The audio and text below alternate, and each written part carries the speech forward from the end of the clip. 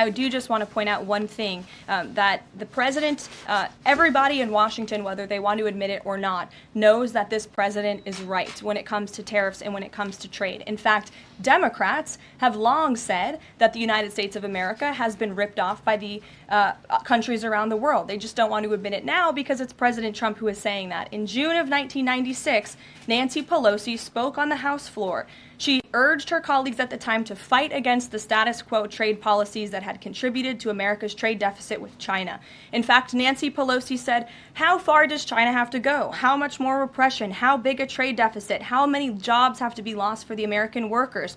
How much dangerous proliferation has to exist before members of this House of Representatives will say, 'I will not endorse the status quo'?" Those are the words of Nancy Pelosi in 1996. Well, President Trump is finally answering her call 27 years later. Nancy Pelosi can thank President Trump today for the 104% retaliatory tariff that will be going into effect on China.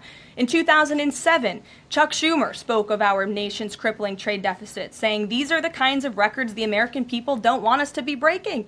The administration needs to move beyond words, take action now to reverse a trend that threatens our prospects for future economic growth.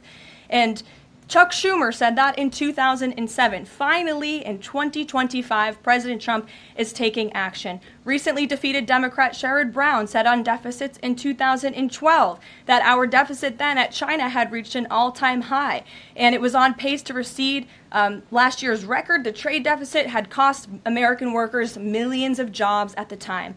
These are the words of Democrats years ago. It is about time America finally has a president who is taking action to restore those millions of jobs back to the United States of America, to boost our manufacturing industry. He's doing what's right for the American people. It will take a lot of labor. It will take a lot of effort. But that's exactly what the American people elected this president to do.